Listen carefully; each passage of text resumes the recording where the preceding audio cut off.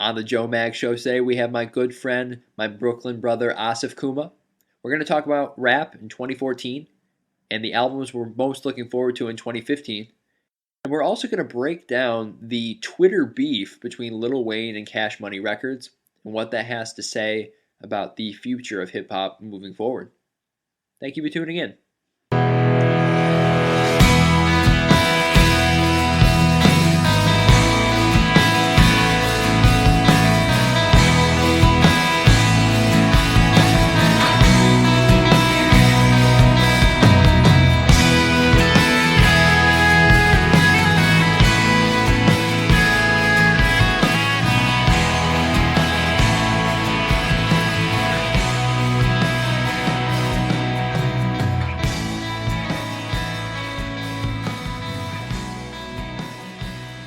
Hello and welcome to the Joe Mag Show. It's December 4th. We're recording this on a Thursday night. I'm in cold upstate New York, and my man Asif Kuma, he is in BK! What's going on?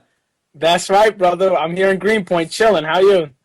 Dude, I'm good, man, and I'm missing BK every day. For the listeners, Asif and I lived together for a ripe month, but it was a great month. Shout out to Conrad.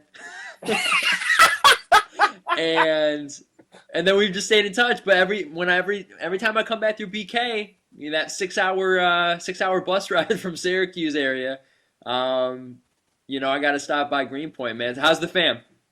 Everybody's chilling, man. We're waiting for you to come back for Christmas to watch basketball for like 12 hours straight. That is the best. I'll never forget that. We needed a place to watch hoops, and I'm glad that you just allowed it to be what it was, which is that like.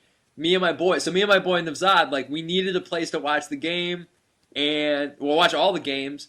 But Asif, you had things to do, and I went to the movies. I went to go see Django Unchained, I think. Yeah. That makes sense. And it was just a good transaction. It was like, all right, we're gonna post up at your crib. We're gonna watch games all day. When you get back, you'll join us. To this day, I don't think I've seen two humans enjoy a sporting event with the vigor that you two did in my basement on that day. Dude, it was. I mean, you know what? We're gonna have to throw some NBA on the ass end of this podcast because NBA is hot right now. But yeah, that was Christmas Day is always like that though. It's a beautiful thing. Although this year. The lineup of games is kind of sketchy, although OKC getting Durant and Westbrook back changes it. But if you look at the schedule, there's some games that are probably going to be not so tight. So okay, but NBA is hot. But I got to explain to the people why I brought you on today. So please. So my man Asif is what we'd like to call a smart guy when it comes to the hip hop and the music. And whenever I have hip-hop questions, whenever I have hip-hop news, whenever I have an album that I have to talk to, I got to jump on the phone and talk to you. And it was like 4 o'clock today, 4 o'clock, 5 o'clock today. I hit you up with a text because pretty shocking events have taken place in the social media stratosphere of hip-hop music today. And I just had to get your take on it, so I know we had to get the pod going. For the listeners who know about this or don't know about this, Lil Wayne put out some tweets today, and they were pretty pointed. And Lil Wayne's a pretty loyal guy. I mean, not for nothing. Like he's been YMCM, it seems like his whole career now, And all of a sudden today, Asif, we see these tweets where he is pretty openly bashing Baby and he's bashing Cash Money. I'm going to just pass the mic. What were your thoughts when you saw these tweets for the first time? Well, right off the bat, people like to get hype off of Twitter stuff, and oftentimes it's BS and it's nothing. I gotta say, you can't downplay how kind of big and, like you said before, monumental or kind of bugged out that this was, or like so from left field for me, because to me, Cash Money is Lil Wayne. Like, that's everything. He's been with them since he's like 12 years old. Baby, they always say, is his adopted father. So like this is different from like your regular, you know, artist being upset with their label. This is like an artist is upset with their label, which happens to be their family. Yeah, yeah. Actually, one of my boys, so one of the writers on the high screen, Alan, I thought he said it perfectly because I texted him right away too, and I'm like, Alan, what do we make of this? He said it'd be like if Dirk Nowitzki started tweeting out shit against Mark Cuban. Yeah, yeah, like so like unbelievable. Or like I don't know, I'd even go further. I'd say if Jeter started hating on the Yankees. Wow. Yeah, Like yeah, if Jeter he has that media or that medium that he has founded, right, where athletes can speak directly without yeah. having The not the playing field. No, it's something like that. But anyway, we know what it is. So, like, if he got on there one day and just started bashing the Yankees and said, like, the last few years they didn't surround me with the talent that I needed and they kind of, like, limited me. Yeah, to me, this is that unbelievable. yeah, yeah. The Players Tribune. Yeah, if he jumped on the Players Tribune and said the Steinbrenners are the worst, that kind of thing. Yeah.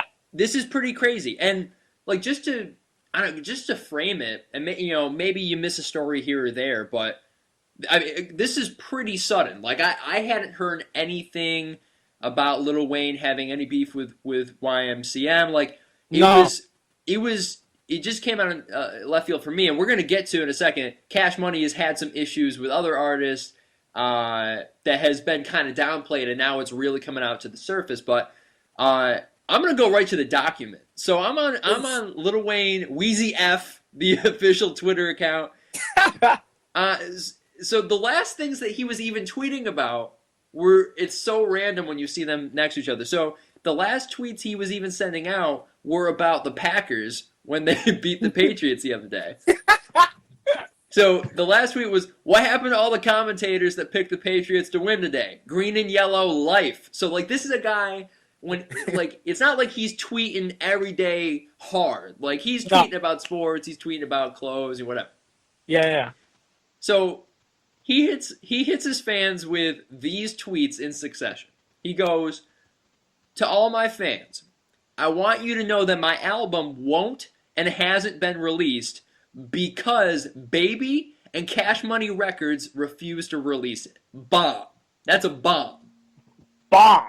So then he goes, this is not my fault. I am truly and deeply sorry to all my fans, but most of all, to myself, to myself and my family for putting us in this situation. So, and I'll just finish it off. He goes, I want off this label and nothing to do with these people. But unfortunately, it ain't that easy. I am a prisoner, and so is my creativity. He's on he's on Kanye West level right now. Like he is. Don't try to imprison my creativity, no matter what. Like he's talking to Zane Lowe in these tweets right now. This is a letter meant for Zane Lowe that he accidentally tweeted. I'm surprised Zane Lowe didn't tweet and like, Wheezy, if you need somebody to talk to, man, I guess. Yeah. He goes, I'm a studio. Right. I got the MacBook Pro already set up with the Carter 4. Exactly. So Wayne goes, I'm a prisoner and so is my creativity. Again, I am truly sorry and I don't blame you if you fed up with waiting for me in this album, but thank you. Asif, your thoughts, go. The fact that he called out Baby, that can't be downplayed. That's his father. They always make fun of the Baby Lil Wayne connection. People always love to point out and make memes about there's pictures of Baby and Lil Wayne kissing on the internet, right? And it's always made fun of. So for this guy, after all these years of like, I couldn't think of like a hip hop marriage that's lasted longer than the two of them together. If Wayne's like in his 30s and they first met when he was like 12, what are we going on? 18 years of them being together making music? It's insane to me. It's like I guess there's a few different theories, and it's like how did we get to this point is what I'm interested to know. Right. And we're probably not going to have all that for a while. I mean, this is when a bomb like this is dropped in a medium like hip hop and just an industry like music, I mean, music is such a personal thing, and obviously, especially in hip hop, people put up a hard image, but you're creating things, you're investing so much time and energy into these projects, and like you said, with Wayne and Baby, two artists that are so closely associated, like this didn't just come out of nowhere. And Yes. we're gonna find out a lot of shit about what was going on. Uh, I'm gonna save because I want to focus on the Cash Money and the Young Money roster for a second. There's a whole other angle of Twitter that we're gonna get to in a second. All right. Uh, but Asif, I couldn't help but think about not just Wayne, and Wayne. I mean, look, he's a god of the genre. He's an all timer, first ballot Hall of Famer. Hmm. And whatever he does the rest of his career will be interesting, even if he's already peaked. And that's a pretty common conversation. Like, have we seen the best of Wayne? And it'd be hard for anybody to do what he did at the height of his career, right?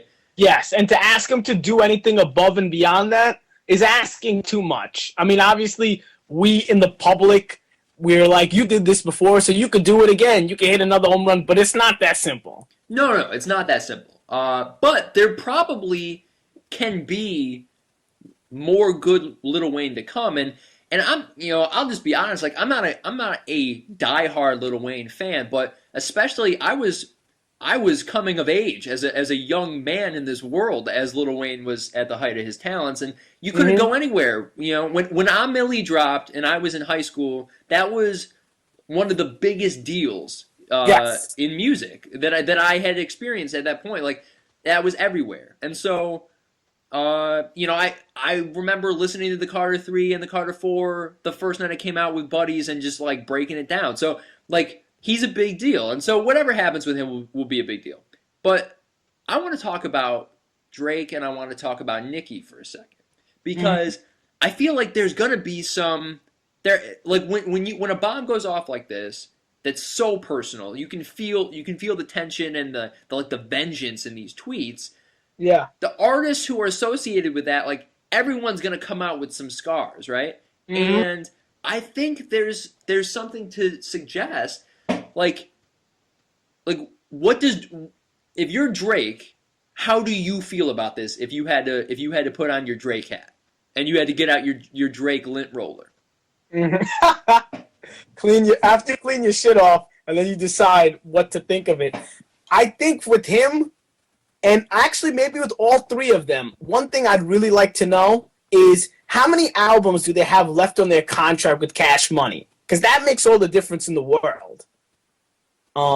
Like for Drake, for example, if he has just one album left, he's like, oh shit, I just got to get this album out, and I also should distance myself because I want to guess part of a big part of the reason that he's even with Cash Money is when Drake was coming up and needed to sign with the label. Lil Wayne was probably the biggest rapper on the planet, so why not align himself with this guy and this record label? But if this guy is no longer with this record label and and Drake has now become probably the biggest rapper in the world, what do you need Cash Money for anymore?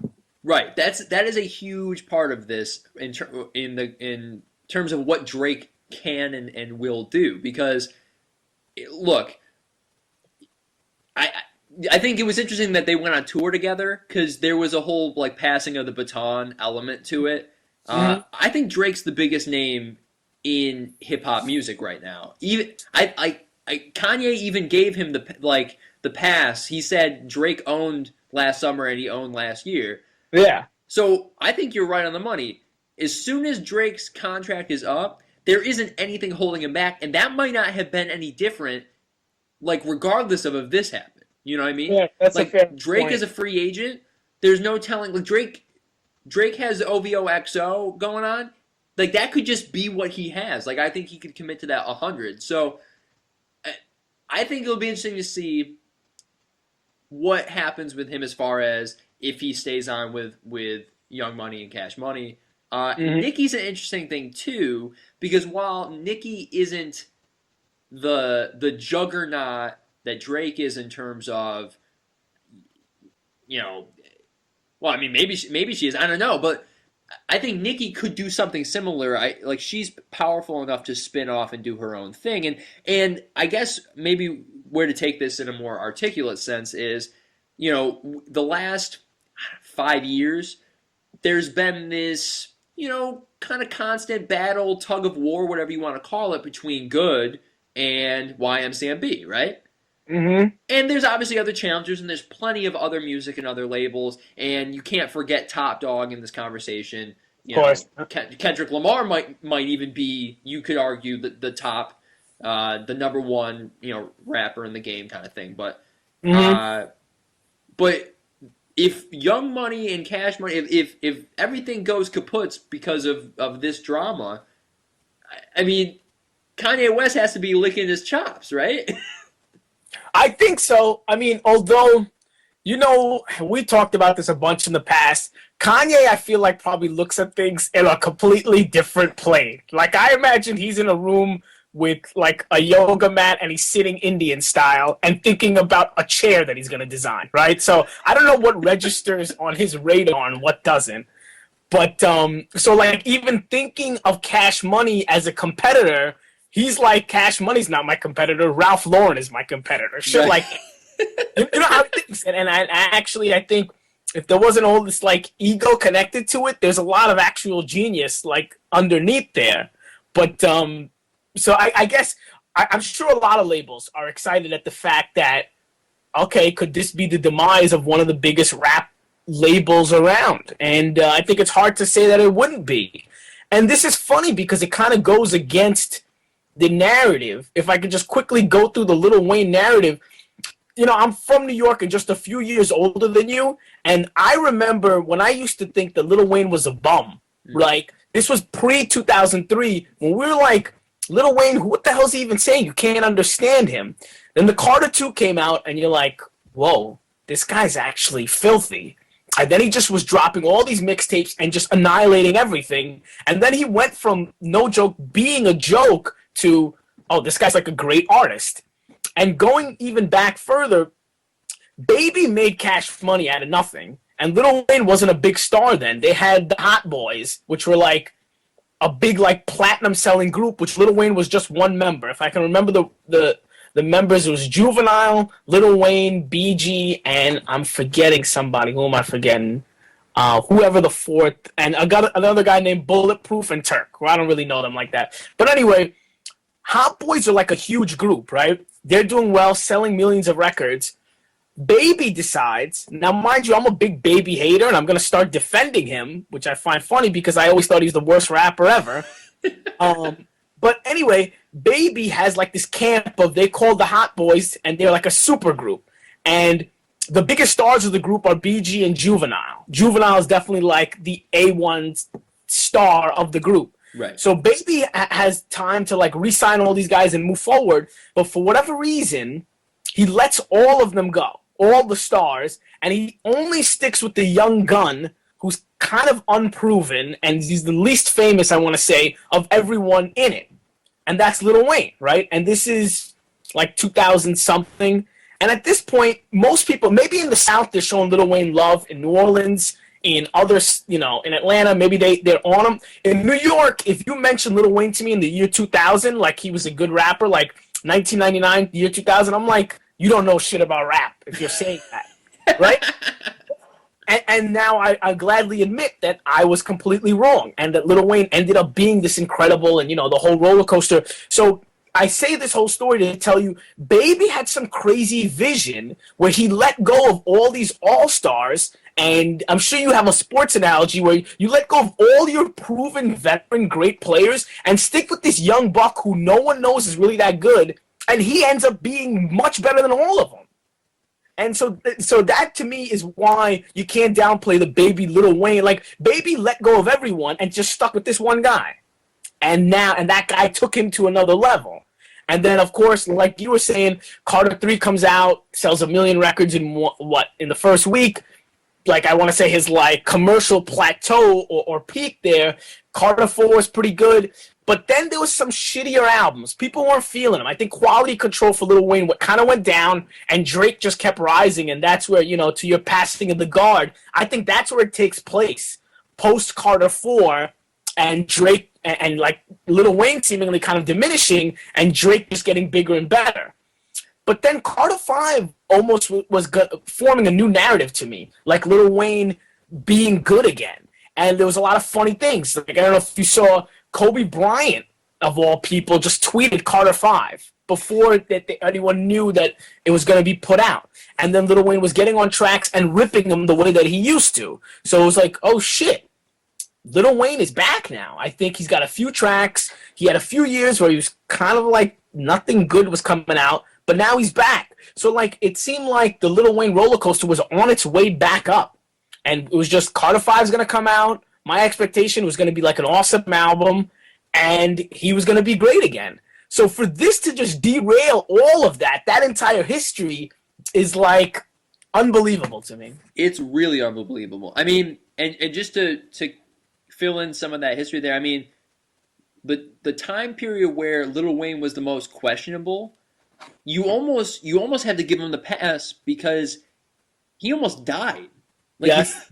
And I mean, it also when you say that, you also kind of think of M's career arc. Like, it's interesting how M and Wayne, there was an overlap where, maybe, M's number one in the game, Wayne's number one. They own the 2000s. And we almost lost both of those guys. I mean, they're, and that's a whole nother conversation, really, but, they became monsters to themselves. And Wayne, he started putting out shittier product, and then I think people started to kind of distance themselves, whatever. Like he wasn't the hot guy anymore. Then he almost died. And now he appears to be back and ready to start putting out quality work again. And if his tweets are to be taken 100% seriously, it seems like this is a pretty large issue where this company, Cash Money Records,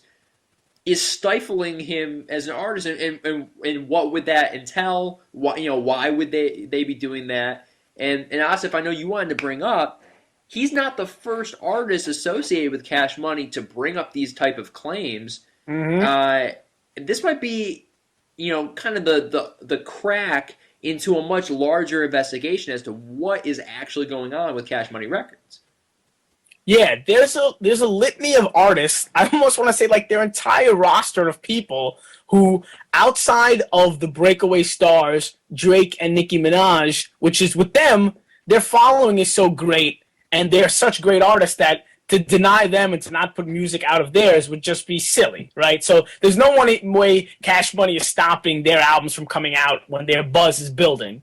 But after you get past those two artists, you look at the Young Money roster, the Cash Money roster, and all these people that they have, they'll sign them and they'll be part of the team and they'll be on a collaboration album, and maybe they'll put out some mixtapes, which is really kind of like on their own underground street stuff, but none of them put out an album. Like, they have one young guy, Little Twist, probably still really young. He's been with Young Money, Cash Money, I couldn't tell you how many years. He hasn't put out anything. Gutta, never put out an album. All these people, Jay Mills, who was like a big rapper, fairly big, a known rapper at least before he even came to Cash Money, and he came to Cash Money when his career was in a lull period, and people were like, oh, Jay Mills is a good artist. Maybe Cash Money could revive him. Never put out anything. Busta Rhymes, he had an older album called Extinction Level Event. And it was kind of like a bigger album for him. It's probably like 10, 15 years old. He wanted to make a part 2 to the album, and he wanted it to be a big deal. He joins with Cash Money. So we think we're going to get ELE part 2. It's going to be great. He's with them for like a year, and then he just parts ways. Now, it was a little different because he didn't part ways angrily. Like, he said, I still got love for Baby and Cash Money, but they weren't giving me what I needed in terms of being able to put this album together. So you could take that, a few different ways. Yeah, actually, I mean, to insert a sports analogy, it kind of seems like with Busta in that situation, he's like that old player who wanted to chase one more chip before they retired, Yeah. and that was still at the height of Cash Money and Young Money as an image where it's like they're fire, everything they're putting out is great. Drake and Yeah. Nicki are rising, Wayne's the top dog, and Busta was probably thinking, hey man, I'm gonna get a ring. I'm gonna get a ring if I go there, No, for and sure. then it didn't happen. No, for sure. I like that analogy. It's like Barkley going to the Rockets and thinking, awesome, I'm with this crew that's going to really take me to where I haven't been before, but then it completely fizzling out. And he didn't put out a single or anything.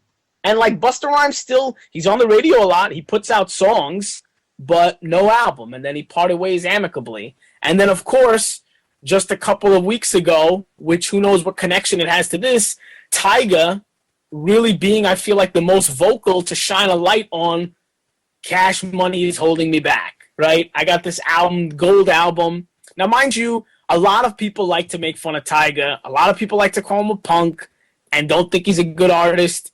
There's one album that he had that I actually think is pretty good, but there's a bunch of albums or other work that I didn't like so much.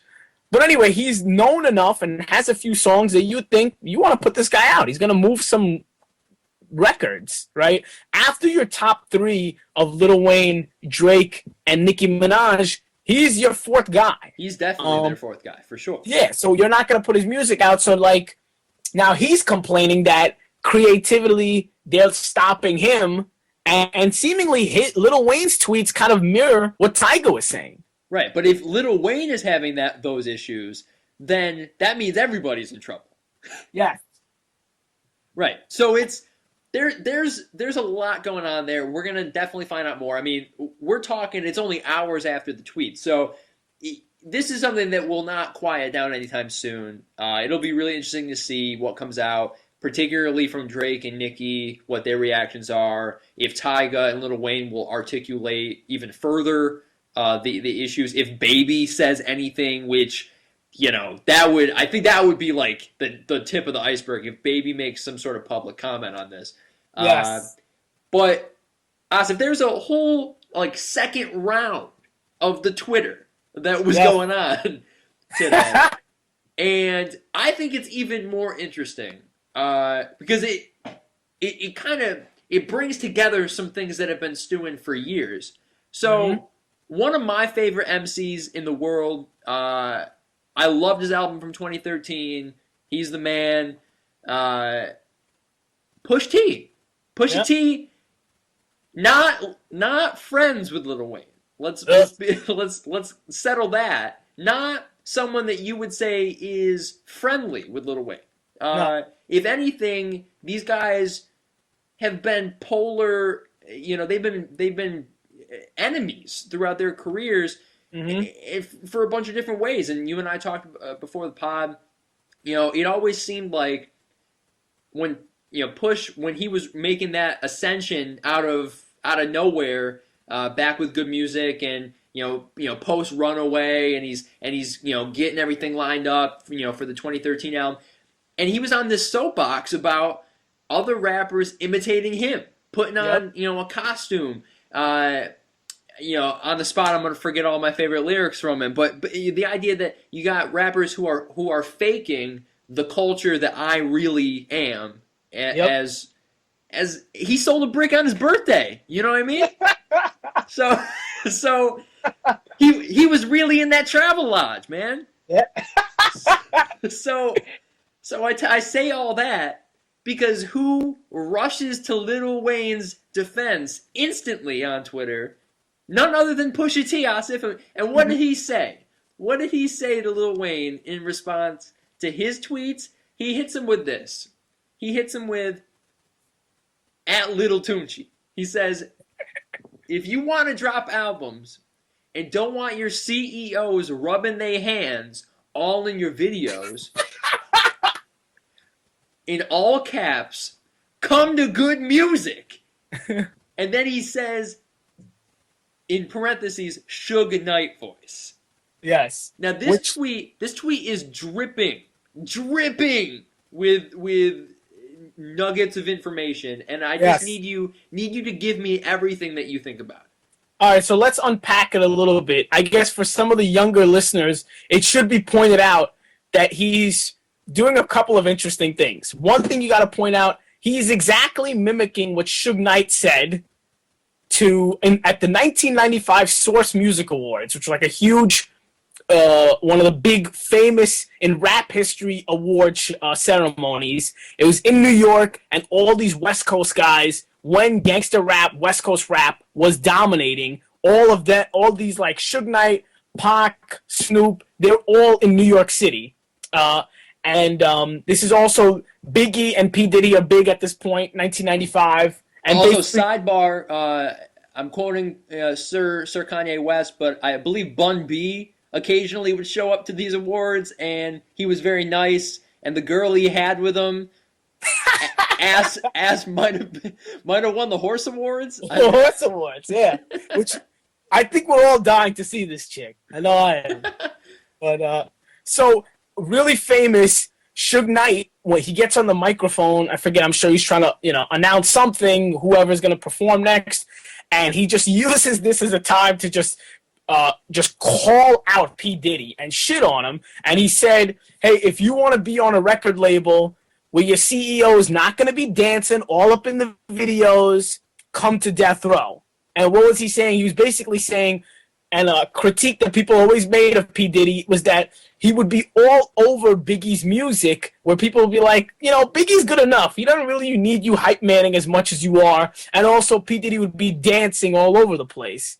So Pusha T, very clever, I think, uses exactly the same language, but then he does it, in a way to connect to this, but also does, which I didn't even know that people make fun of Baby for this, but I love that they do, saying if you want to drop albums, you don't want your CEOs rubbing their hands all in your videos, because for whatever reason, Baby's go-to move whenever he's in the media or in the public eye or just in videos, he rubs his hands together nonstop.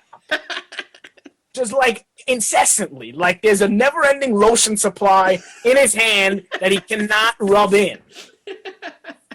And so, highlighting what happened in 95, talking about wanting to leave one label for another, and then also taking I think just teasing Baby, in the process, all in 15 words. So, of course, Pusha T. Pusha T. So he's killing it in this tweet, and that's if you look at it from a comedic standpoint, and from a sharp satirical standpoint.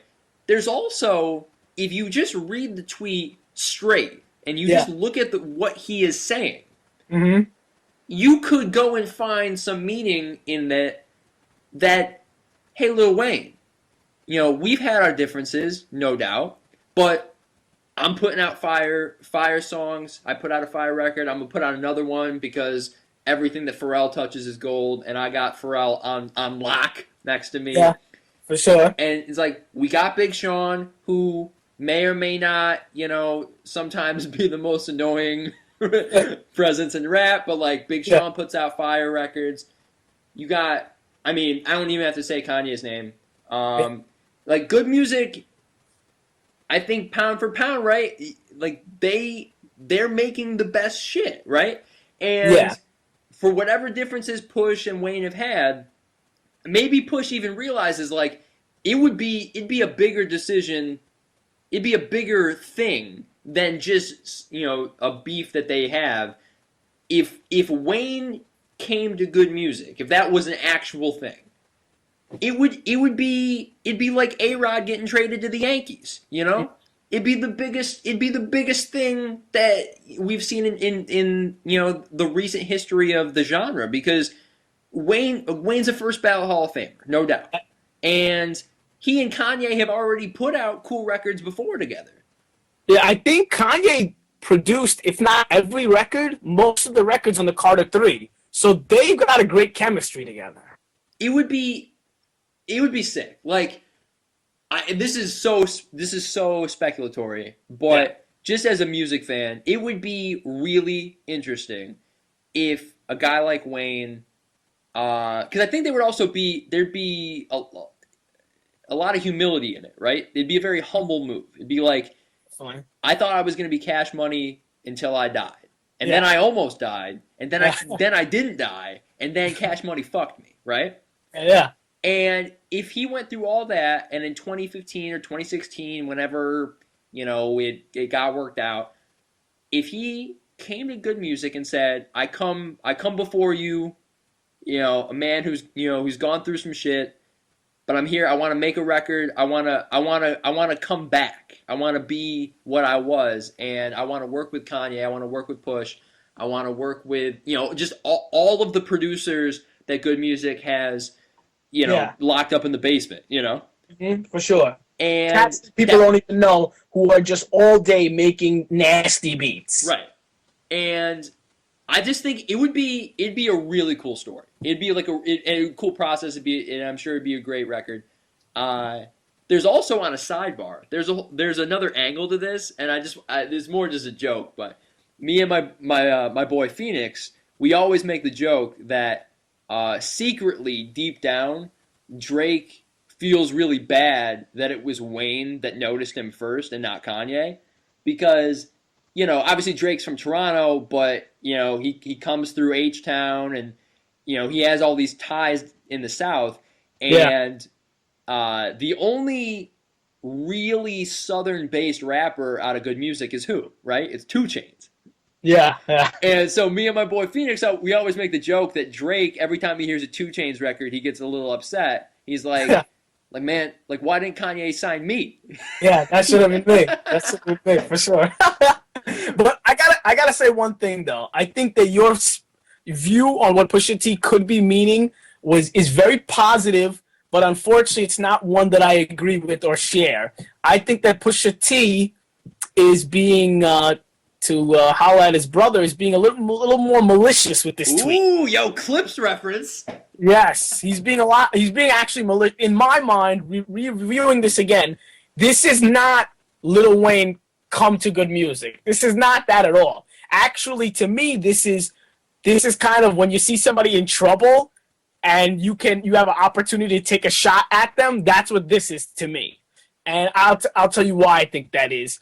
By saying anything, right, you're highlighting a shitty situation that Wayne is in, right? You're adding more attention to it, which if you have the beef that we believe you guys have had, that would make you feel good, right?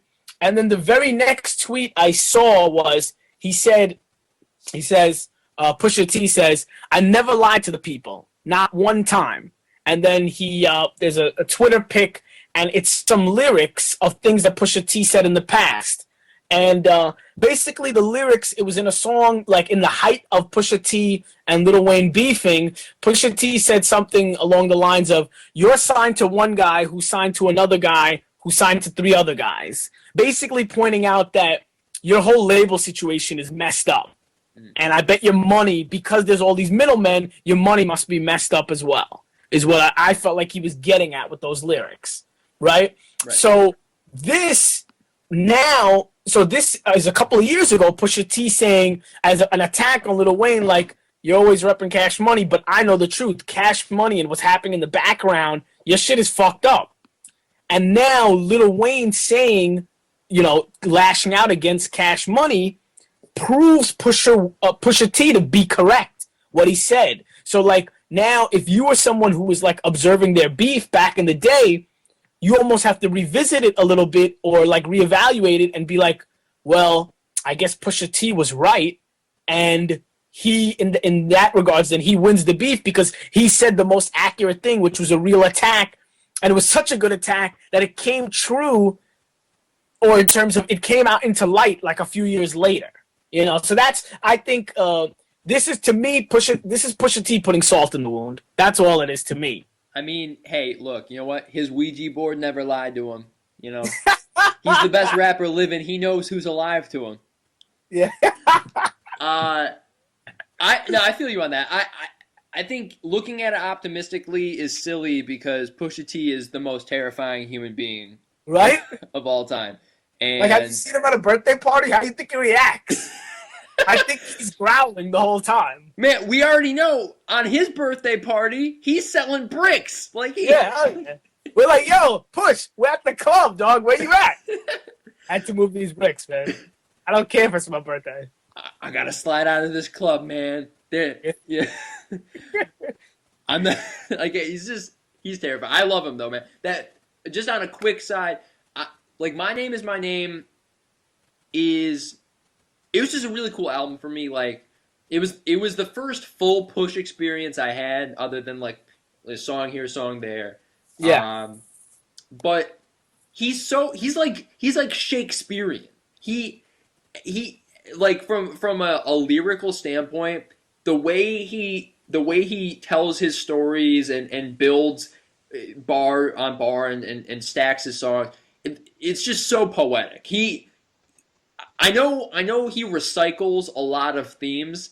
And by a lot of themes, I mean every song is pretty much about one or two things. He has one theme that carries out his whole career. but but he tells each individual the story of each individual song so well. I mean, hey, look, we'll see what this next LP is like, and maybe he'll diversify a little bit. But I already bought the next 7 albums. Like, I'm in. Yeah. I'm all in. For me, actually, I'm all about diversity. I won't eat the same meal twice in a row, right? But I say, if I could say anything to Pusha T, don't change anything. Yeah, we know all you do is coke rap, but it's the highest quality coke rap in the world. Right. So you know you're good at it. I guess some people think that maybe you could put out this like incredibly classic album if you just did a little bit of a few different things. But I think what I like about Pusha T is he knows his zone, right? He knows his comfort zone where he can really kill it. And is it repetitive? Yes. Is it great though? Hell yes. So yeah. I agree. Sign me up. Keep it coming. Like Nostalgia is maybe one of my 10 favorite like hip hop songs of all time. Like what he and Kendrick do on that song, it's just filthy. It's just filthy. I can only make Pusha T sounds to it. Yeah. Because that was very good. Both of them just murder the song. In a day and age when nobody watches videos, I say if you haven't seen that video, it's awesome. It's just the two of them walking, but it's like an incredible video. Like they're just walking down like a dark street, like side by side, saying their verse. Just an incredible song. Incredible. All right, so we got some time left to play on this pod.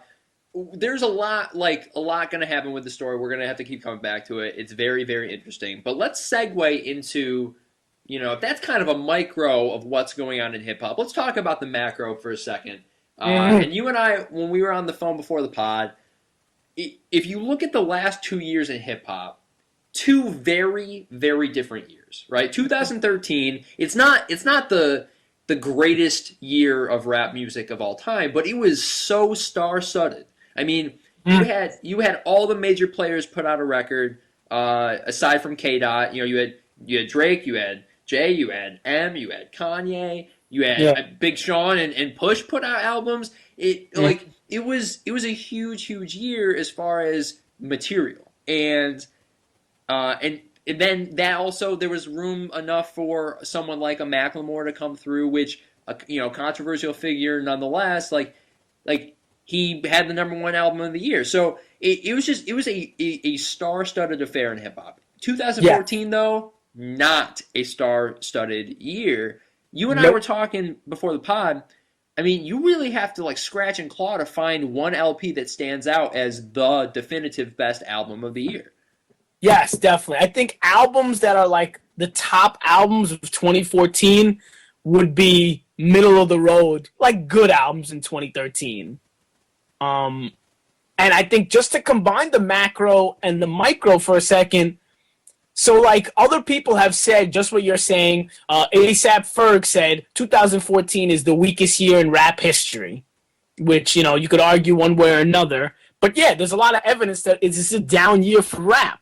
So my feeling, though, is if it's a down year for rap, right, I'm a rapper and everyone else has been putting out shit, I feel like I want to put something out in 2014 then, for the fact of then my album is really going to stand out. Like, Yeezus drops in 2014, it stood out crazy in 2013. I think it stands out even greater because, when Yeezus dropped out, a lot of good albums were coming out right at the same time. Yeah, Mac Miller put on an album. J. Cole put on an album the same day.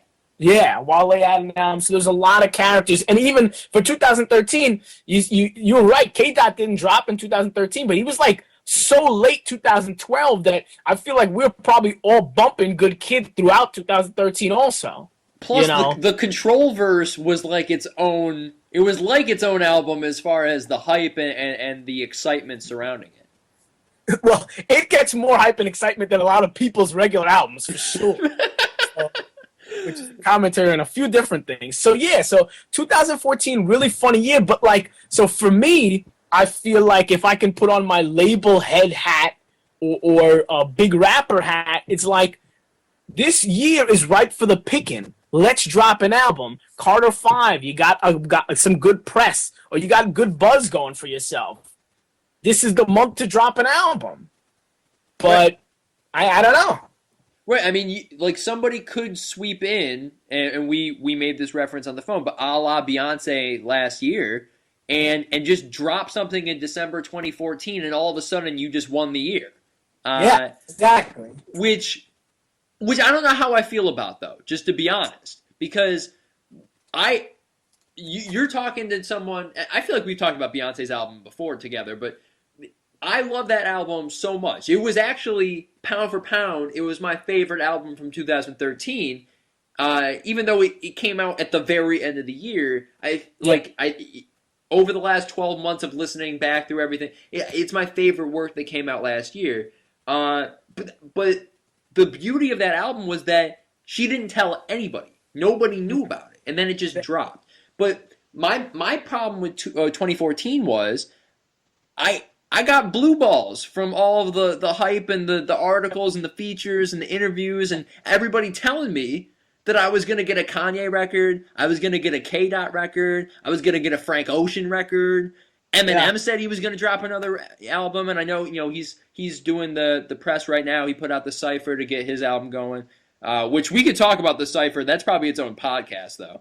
And he dropped a compilation album, but not like your regular album. He got the compilation album, double disc, which is one is all greatest hits, one is new material, and it's a bunch of new Eminem stuff, but it's not an Eminem album. Right. Yeah, he put out the demo. He put out the demo of "Lose Yourself," right? Yeah, that's on one of the CDs. Yeah. So that's how I feel that we're heading into 2015, and the only artist in hip hop who I felt here's how I'm going to say it, because I want to be clear. I think Kendrick Lamar is correct on taking exactly the amount of time that he wants between these albums, because there's going to be a ton of pressure on this sophomore LP to follow up what he did on Good Kid and what he did on Section 80 and everything, right? Like, this is a big step for him. Big time. He hasn't necessarily been out in the public saying he was going to put something out in 2014. He put out a single, and I think people have been talking for him, saying that, oh yeah, it's going to drop in 2014, it's going to drop. But look, if he puts it out in summer 2015, as long as it's dope, that's all that matters. Yes. But I just think it's a little strange to me that the only artist who was consistently putting out any material this year at that level, at the top of the game, was Drake. Drake put out those loose tracks all year long. In Complex, they made the joke about it, that it ended up being the best album of the year, even though it was just like 12 or 13 loose tracks. But I don't know. I mean, how do you feel about it? Do you feel like 2014 was misleading, or do you think it just was a weak year and there will be a bounce back in 2015? Now, I feel like, as a huge rap fan, I am like rap's great defender, and like to call 2014 so weak, is almost like a loss for rap, and I don't like rap taking any L's, because I think that like they're victories, but they're of different sizes, and I think it also gives you kind of a perspective of, for me, rather than hate on what 2014 was or wasn't, it just allows me to appreciate what 2013 was and what 2015 can be. Because, like, we pay attention to a lot of records coming out, and, like, if an album comes out when an artist said originally it was going to come out, I'll be surprised. I think, we're used to, because it's the easy technique, right? Drop a single, get the people a little hype, and then say, actually, it's coming out next month. And then you drop the second single, and now you got people really buzzing. Basically, it seems like the label waits until the buzz is right, then they drop something. I'm trying to think here because, like, I feel like there are a couple of albums of 2014 that are like other TDE guys did things. Schoolboy dropped something, That's not true. like unbelievable, but like a good record. That's true. Um, Well, wait, Southern, wait. There is the elephant in the room here, though. There is the elephant in the room. I'm just gonna say her name. Iggy Azalea. She was probably the most successful hip hop artist this year. She yeah, she had the biggest track of the summer. yeah, she did. Yeah, she did. She went. I mean, she went from being a relative. No one knew who the hell she was outside of if you really followed Ti and knew everything he was doing. You knew that he had this like young MC. But yeah, she went from from there, no one knowing her, to household name. Like people who don't even listen to rap know Iggy Azalea, and there's all these beefs connected to Iggy Azalea at all times. And I mean, I feel a couple different ways about it because especially when she was first coming up, and I didn't know much about her, I didn't put any research in. You can't help but feel like, damn, like she's kind of like a puppet. Like she's exactly what you would imagine.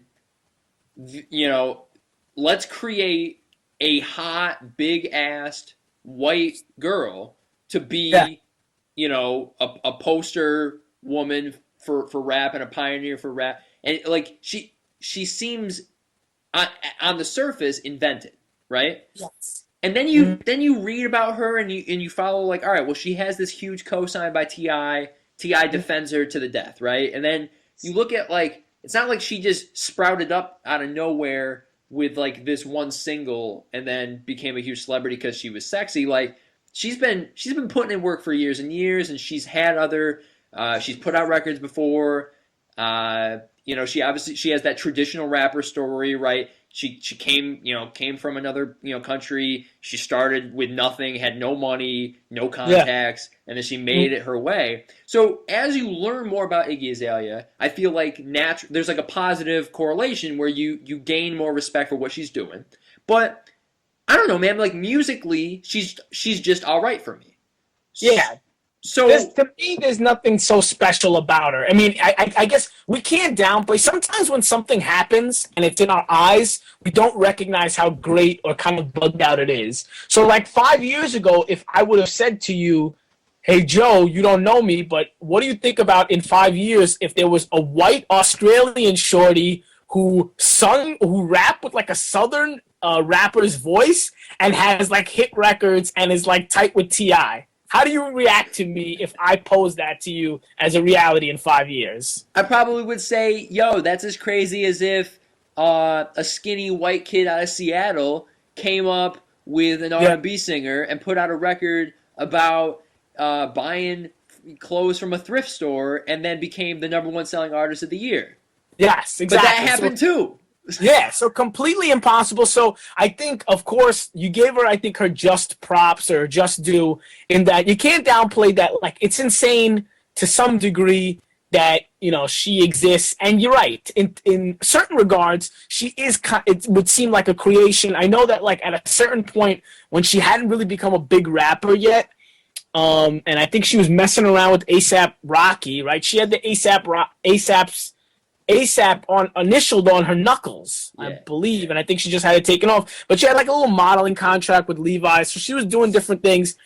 But outside of getting after the fact that to wrapping your head around that this is kind of remarkable that Australian rapper, white woman star, to me she doesn't really bring much to the table. I think sometimes she can bring an interesting flow, and to me she's a decent rapper. There's nothing really special about her. You're never gonna hear an Iggy verse and be like, "Oh shit, Iggy just killed it." Right. That's not gonna Like happen. that's the biggest difference between her and Nicki to me is that Yeah, Nicki is very inconsistent, and her highs are highs and her lows are really really low, but she has those moments where where it's undeniable. She is one of the best MCs out there, and I guess maybe that's actually the disappointing part about Nikki when you look at her career as a total is that all too often she fails to hit that mark. But again, it happens sometimes. She can be very special, and I don't know if Yeah. Iggy Azalea is a special artist as much as that she recognizes her advantages and Yeah. she's going for it. I want to move to a record though that you and I both connected on. I think there is something to say that maybe the best LP of the year was from a no name and someone who came out of nowhere, but for all the right reasons and just in a genuine sense. This Logic LP was probably the best album of the year in rap. Yeah, it for me it's kind of funny in thinking about Logic. My little brother put me on to Logic, and the first time I actually a few things about Logic. One thing, he's known for his fans are like crazy diehards. And the first time I even heard Logic's name was after the Control verse came out. Lupe Fiasco was on Hot 97, and him and Peter Rosenberg, known hip hop aficionado, were talking. And Lupe, for me, probably one of my favorite rappers. Another rapper we thought was going to put out an album this year, but now for 2014, but now it's slated for 2015. But anyways, Lupe is on Hot 97 and he's talking, and Peter Rosenberg, incredibly knowledgeable about rap. He's like, Lupe, you're a great rapper, and you have to admit, K. Dot Kendrick is the best rapper in the game right now. You just have to admit that. And Lupe's kind of a ball buster. Like, I know he likes to say things to just get a rise out of people. Right. Like a lot of rap acts that people respects, he won't give them. Sometimes they're like just props, and he'll say, "There's other rappers that I listen to that are more regional that you guys don't know, but you can't hate on me for liking them just because you don't know them." So when Peter Rosenberg said, "Tell me right now, is Kendrick Lamar not the most lyrical rapper?" And Lupe was like, "No, he's not. You're sweating him." And then he's like, "Tell me someone who's more lyrical." He named off a bunch of guys who I started looking into. One was like King Los. One of the guys he named was Logic. He's like, "I think Logic is more lyrical than Kendrick." And then, of course, being a rap head, I was like, "Shit, I gotta look these guys up. They really that good?" I listened to I listened to them. I listened to Logic. He seems decent, but I'm like, this was Lupe just busting balls. He's not as good as Kendrick, but he's decent. But I still wasn't really sold on him. And I'll admit that his packaging affected me. He looked kind of like a geek. And I hate to the fact, but like when you see Pusha, you're like, that's the truth right there. I saw this guy, he looks like a skinny, like got kind of a twerp, right? And then my brother's like, Under Pressure just dropped. Listen to it. It's great. And I'm like, whatever. I listened to it, and the first time I'm still kind of hating on him because I already have these feelings that I think he's a punk.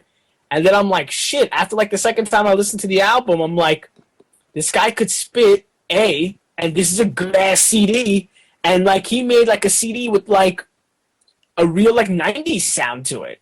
But it doesn't sound old, though. It has like the qualities of like some 90s rap and like, but he doesn't try to push himself as too much of a thug or too much of, or like he's a hustler or anything like that. But he had a really rough upbringing, and he speaks on it, and he speaks on it well. So yeah, this guy, props to him because he definitely put together like a really solid album.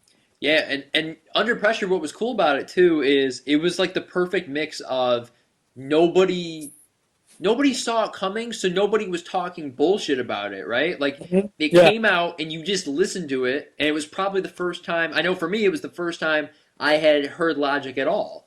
Mm-hmm. So it's the perfect mix of that, but then also you look at who was behind it, and like No ID was the executive producer, and Yep. that's a big deal, right? And he Mm-hmm. released it through Def Jam, like that's a big deal, Yeah. and he recorded and wrote most of the album when he was on tour with Cudi, and Mm-hmm. like you look at all of these aspects, and some of this is probably just gamesmanship and artist speak, but when he was listing his influences for the album, right, he's saying all the right things, right? It's influenced by Outkast, it's influenced by Kanye, it's influenced by K. Dot. Like Yeah. I think Logic is, for me, what was interesting about listening to the album was you could not you talk about the 90s influence, but for me I actually couldn't separate it from the very recent great albums.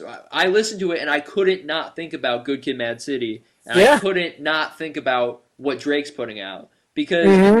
because it was so clear that Logic was affected by that, and it just seems like it was the next step. Like someone like Logic, as a he's 24, so he's a young MC. Like he's very much in tune with what's going on right now, and I don't know if Logic exists if K Dot and Drake and this current wave of stars wasn't coming up, right? Like I think if it was a different era of hip hop, I don't know if Logic works, but I think Logic he is very much a piece in this current wave of the genre, and it's good. I I'm borrowing this point from the Jalen Rose podcast he does with Jacoby, but everybody wants to say their era of music was the best, right? Or their time of music when they were young was the best.